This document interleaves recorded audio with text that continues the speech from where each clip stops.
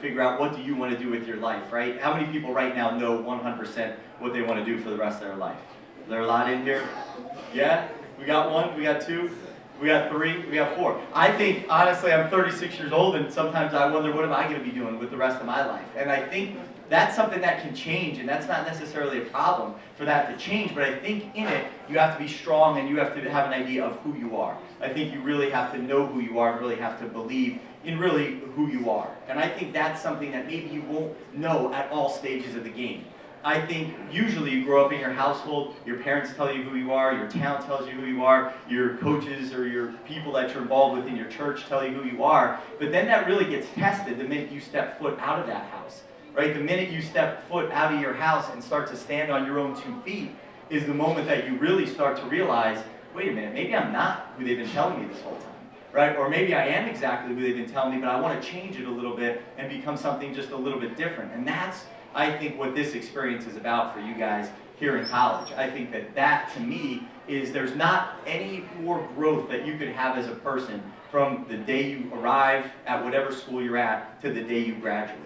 So pay attention to that and try not to mindlessly go through your day. And try not to just go through your day not thinking about much and just hoping it all works out in the end. But really try to wake up every morning and have a little plan for that day and try to figure out what it is you want from that day and make sure you chase after that and get the most out of it that you possibly can.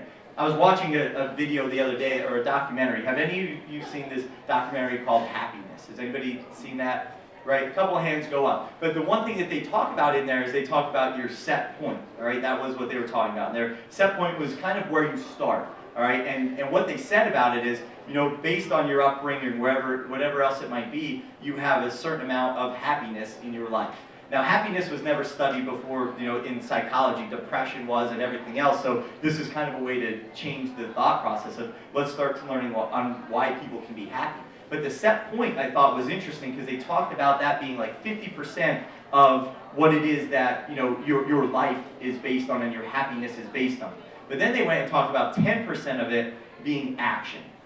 And that to me was different. They talked about someone in your family may pass away, or someone that's very close to you may you know, not be with us anymore, whatever the case may be. But they found that as hard as some of those realities might be, it only shifted people's happiness by 10%. That was it, a very small amount. And then the other 40% that people are made up of was room for you to practice happiness, or you practice happiness and either raise your happiness 50% level, or actually by not practicing it, start to lessen that 50% level.